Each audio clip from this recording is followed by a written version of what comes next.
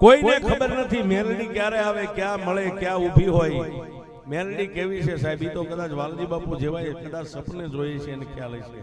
આપણે તો મેલડીને કોઈ દી જોઈ નથી સાહેબ. આપણને એક ખબર છે કે મેલડીના નામથી જે માણસ ડગલું માંડે ને એને કોઈ દી કમોતે મરવા ન દે, એ મેલડી છે સાહેબ.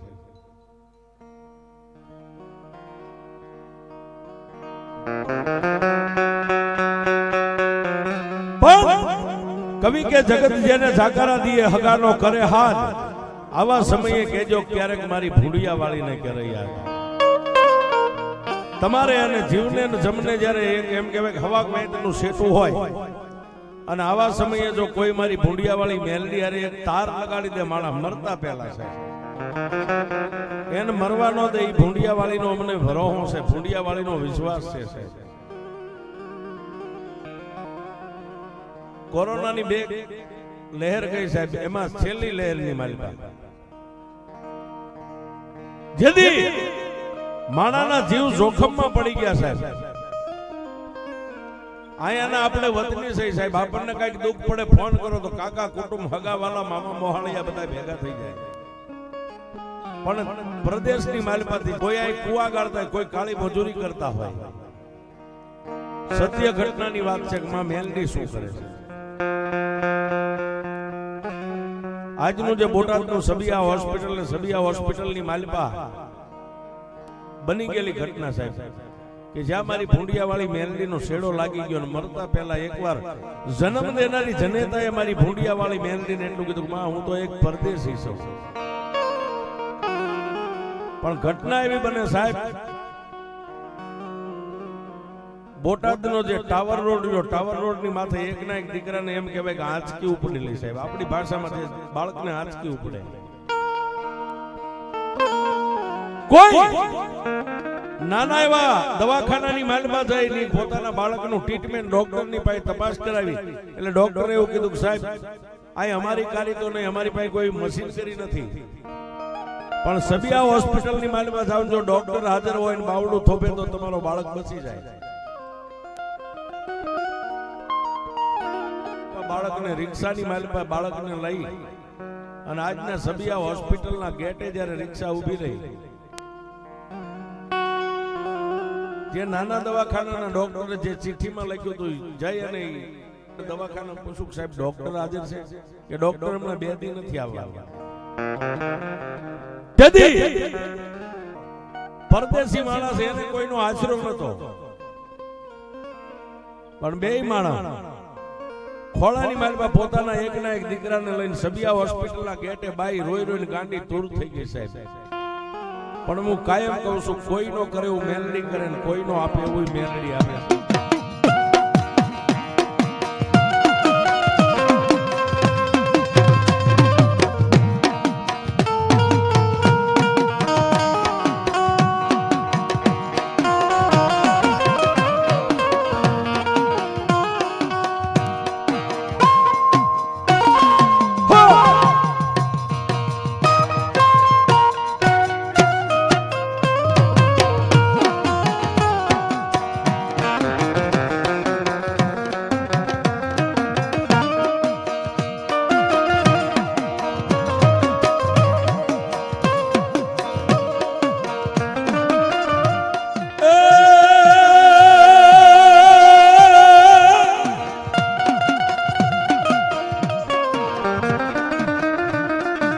પણ તેથી આવડિયા જન્મ દેનારી જનતા પોતાના બાળકને ખોળાની માલિપા લઈ અને સાહેબ રોઈ રોઈને ગાંડી દૂર થઈ ગઈ. બાળકના મોઢાની માલિપાથી ફીણ જ્યારે નીકળવા માંડ્યા,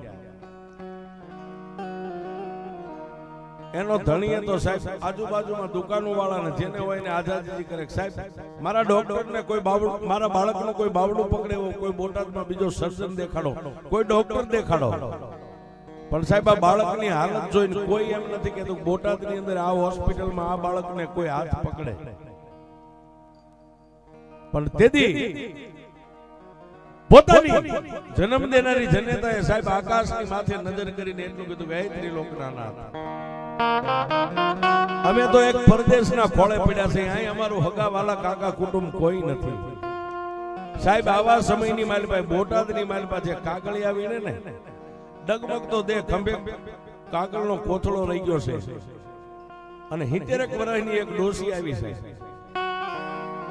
મેલડી કોઈ પણ રૂપે મળે છે. આવી અનોલી બાઈ પોતાના બાળકને ખોળાની માલમાં લઈને મારા ત્રિલોકના નાથને પ્રાર્થના કરતી આવીને એના ખંભે હાથ મેકીને એટલું કીધું, કેમ રોવેશ બાપ?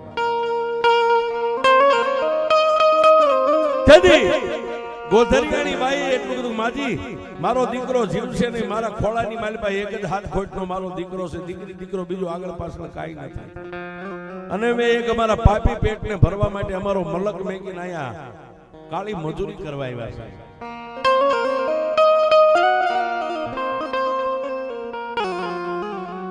ડોસીના ખંભે જે કાગળનો ભરેલો કોથળો હતો એને હેઠે મેકી અને બાળક જે મોઢાની માલમાંથી ફીણ આલ્યા હતા એના કપાળે હાથ મેકીને એટલું કીધું, રોઈશ નહીં બાપ. ભાઈ એટલું કીધું, મારી રોવું નહીં તો કરું શું?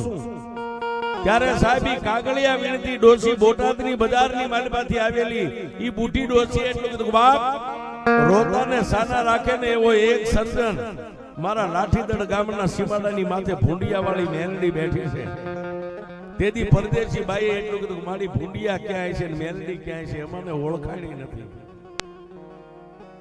તેથી આવડી આ કાગળિયા વીણતી ડોસી એટલું કીધું, બેન આથમણું તારું મોટું છે ને ઉગમણી ફરી જા, બાળકને ખોળામાં રવા દે, તારી ફાટલ હાડીનો શેડો એકવાર આમ ભૂંડિયા સામે લાંબો કરે અને આંખમાંથી ત્રણે કાહુડા પાડીને એક ને ભૂંડિયાની માલિપા બુઢી ડોસી બેઠી છે ને આ બાળક એને હોપી દે અને જો મરતા બસાવે ને તો ભૂંડિયા વાળી મેલડી બસાવે.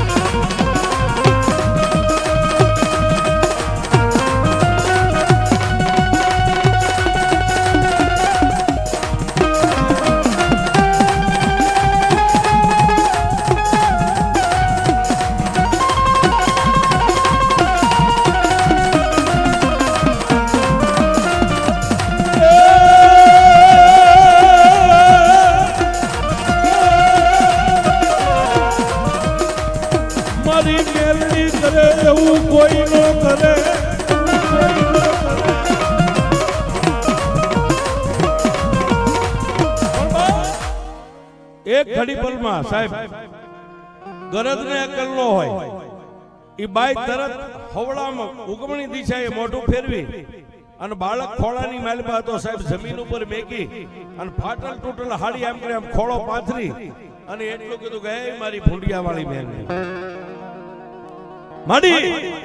મારી પાસે એવી કોઈ ધન દોલત સંપત્તિ નથી કે હોના ચાંદીનું તને સતર સડાવી હતી, પણ મારી ભૂંડિયા વાળી મેલડી મારા મળતા બાળકને જો જીવનદાન તું આપી દે ને મારી તો અહીંથી મારા બાળકને લઈને ઉઘાડા પગે હાલી અને તારા ભૂંડિયાની માલી પર તને ગોતતી ગોતતી આવીશ કે તું ક્યાં બેઠી છે. સાહેબ આ માતાજી એક ધૂપ ધુમાડાની ભૂખી છે ને તમારો પ્રેમ છે ને સાહેબ એ મેલડી માટે બધું છે. મેલડી હીરા જવેરાત નો માગે પણ હૃદયના દિલથી કરે આંકલો તો ચિથરાનો ઢીંગલો ધૂણે. પણ સાહેબ એ જન્મ દેનારી જનેતાનો પોકાર સાંભળી અને તેથી ભૂંડિયાની માલમાં બેઠેલી મારી વાલજી બાપુની બુઢી ડોસી ત્યાંથી હાલીને કદાચ બોટાદ સુધી ગઈ છે સાહેબ. થોડી વાત કરતા વાર લાગે ને સાહેબ 4 વ્હીલ ગાડી આવી અને એની માલમાંથી 2 દિવસની રજા ઉપર ગયેલા ડોક્ટરનો પગ જમીન માથે મેકાણો અને કમ્પાઉન્ડરે આવીને સાહેબ બોલો ભાઈ હતો ને એને ખંભે હાથ મેકીને એટલું કીધું બાળકને લઈ લ્યો, ડોક્ટર આવી ગયા. પણ મારી ભૂંડિયા વાળી મેલડી કે તારો ડોક્ટર કદાચ સબિયા હોસ્પિટલ નું પગથિયું ચડે ઈ પહેલા જો હું ભૂંડિયા વાળી મેલડી પગથિયું ચડી જાવ ને તો એમ માનજે કે ભૂંડિયાની માલમાંથી કોક બુટી મેલડી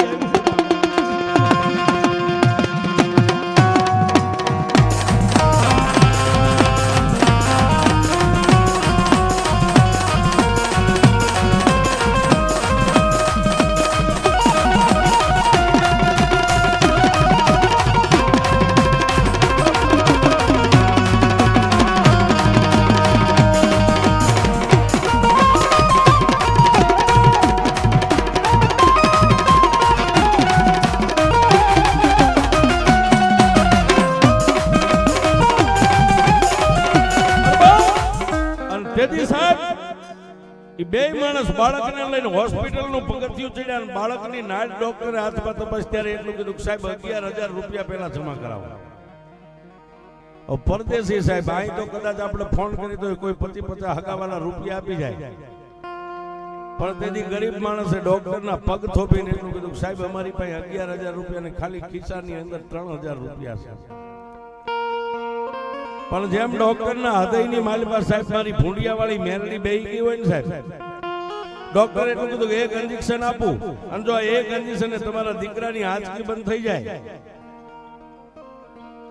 તો ભલે નહીં તો રૂપિયા તો તમારે ભરવા પડશે. સાહેબ જન્મ દેનારી જનેતા બાળકના ખાટલે બેઠી છે, ડોક્ટર ઇન્જેક્શન ભરે છે અને ગરીબ માણસ બહાર જઈને ગેટે ઉભો રહ્યો, આંખની માલિપાથી બોર બોર જેવડા આહુડા પડે અને તેથી એને એટલું કીધું કે એમાં જો કદાચ તારું સબરણ કર્યું અને 2 દિવસની રજા ઉપર ગયેલા ડોક્ટરને તે હાજર કર્યો હોય તો એ મારી ભૂંડિયા વાળી મેલડી તને ક્યાં બુઢાપો આવ્યો છે? એમાં મારી પાસે કોઈ રૂપિયાની જોગવાઈ નથી, 3,000 રૂપિયા ખિસ્સામાં છે, નકર મારો બાળક મરી જાય છે. અને સાહેબ ઈ વખતે ક્યાંથી આવ્યું, કોણ આવ્યું, નનામું જેનું કોઈ નામ નહીં, કોઈ ઠામ નહીં, કોઈ ઓળખાણ નહીં, સાહેબ આવીને 11,000 રૂપિયા રોકડા આપી અને એટલું કીધું ભાઈ તારા દીકરાની દવા કરાય, હું ગામમાં જઈને હમણાં પાછો આવું છું. સાહેબ ઈ રૂપિયા દઈને ગયા મારી ભૂંડિયા વાળી મારી વાલજી ભગતની મેરડી વહી ગઈ. ઓ બાપ, હા હા સાહેબ આજનું જે અમારા રાણપુર તાલુકાનું રાજપરા ગામ ને રાજપરા ગામની માલમાં મજૂરી કરવા આવેલા સત્ય ઘટનાની વાત ટૂંકમાં વાત કરું. બાળકને ટ્રીટમેન્ટ થઈ ગયું, એની આંચકી બંધ થઈ ગઈ, મોઢાની અંદર આવતા ફીણ બંધ થઈ ગયા, બાળકે આંખ ખોલ્યો, જન્મ દેનારી જનેતાના ગળે બાળક વળી ગયું. તેથી જન્મ દેનારી જનેતાએ માથે હાથ મેકીને ગાલે ચૂમિયું ભરીને એટલું કીધું કે બાપ હું તો તારી જન્મની દેનારી માં હતી ને, તું તો કેદુનો મરી ગયો તો, પણ તને નવો જન્મ આપ્યો છે ને, ઈ તારી માં તો ભૂંડિયાની માલમાં બેઠી